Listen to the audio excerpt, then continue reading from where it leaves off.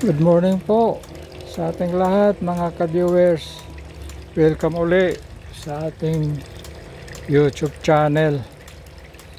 Ito po, magsasagawa tayo ng ating routine inspection, lalong lalo na po sa ating tubig. Ang importante kasi kailangang mamonitor natin ang takbo ng tubig ng ating fish pond. Pagka mayroong mga linya kasi na barado, dahil sa siyempre di maiwasan yung maraming lumot, babara yung mga linya. Kaya dito umpisa natin dito sa ating tangke. Tingnan natin kung ano na ang laman ng ating tangke. Yun ba ay continuous pa kanyang flowing. Yan, ayos lang naman. Yan ay galing sa ating switch box, galing yan sa ating pump number 2. Yan, malakas yan, maganda ang tubig natin. Yan, medyo makulay berde dahil yung ating tangke ay medyo may kalumaan na, kaya ganyan. Pero paglabas niyan malinaw naman. Yan, kaya kailangan isa-isahin natin yan, inspection. I-check natin kung lahat ba ay gumagana ng maayos. Kaya yung in and out kailangan nating ma-check, sigurado na lahat ng lumalabas ay equal to sa mga pumapasok, so yung tubig natin, yung discharge, yan yung ating tubig. Medyo magandang tubig natin ngayon, medyo marami-rami dahil sa uulan lang kahapon. Yan. Tapos check natin lahat ng ating overflow pipe. Ito ba ay gumagana ng maayos? Yan. Yan, check natin. Ganyan. Kailangan natin gawin ito every now and then, monitoring. Kasi pagka isa man sa overflow pipe, isa sa overflow pipe na barado, nako, patay na yung system. I-stack up na yan. Matagal na namang recovery niyan. Hahabulin mo na naman yung lalim. Siyempre overflow. Ang problema natin yung evaporation, mag-evaporate yung tubig. Yan, pag nag-evaporate yung tubig, bababa yung ating level ng tubig. Tsaka hindi rin maiwasan, may mga leak. Na minimal naman, hindi naman masyado nakakapinsala yung leak. Pero pagka na-stop yung flowing, apektado yung ating water level. Yan. Yan, check natin. Yun, kailangan ma-check lahat ng overflow pipe. Yan, maganda daloy ng tubig. Yan, kahit ganyan lang kalakas, kailangan tuloy-tuloy, ganyan.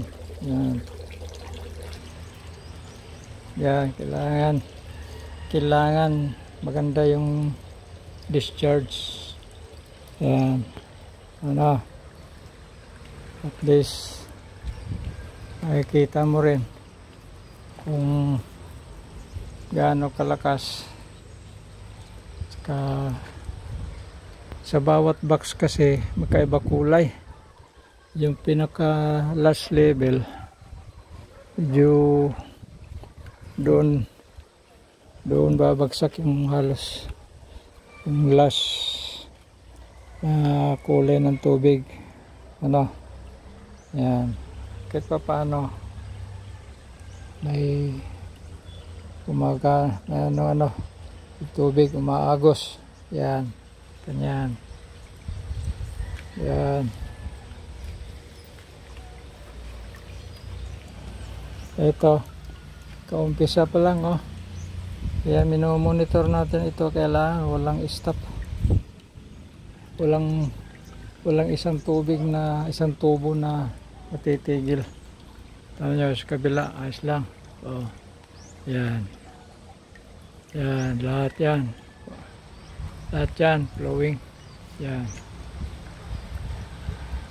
Galing lahat sa tangke natin yan. Yan. I-distribute natin, ano. Yan. Yan, yung pinakamalapit sa tangke. Yan ang pinakamaganda ang kulay ng tubig. Yun, kita niya. Maganda. Maganda kulay. Acceptable. Acceptable yung kulay yan. Medyo berde. Yan. Yan.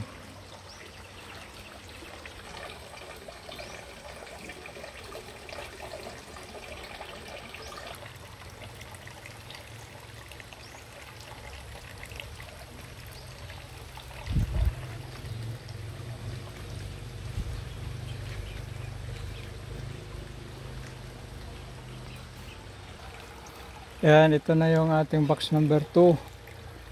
Yan, galing na tayo dun sa itaas.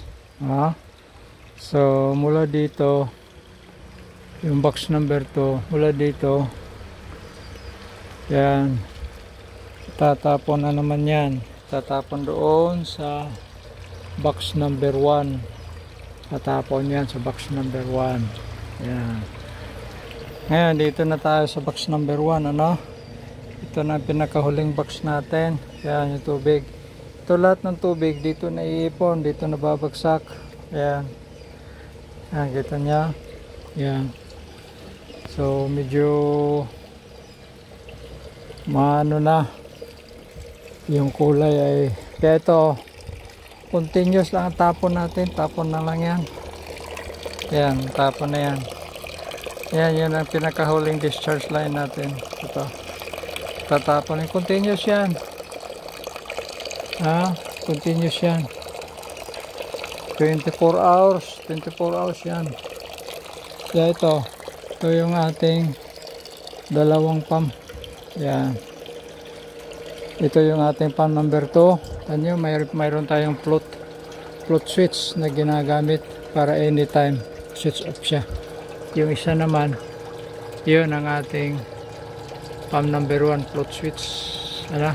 Yan.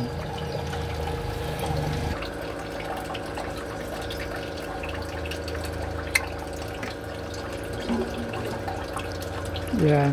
Automatic yan.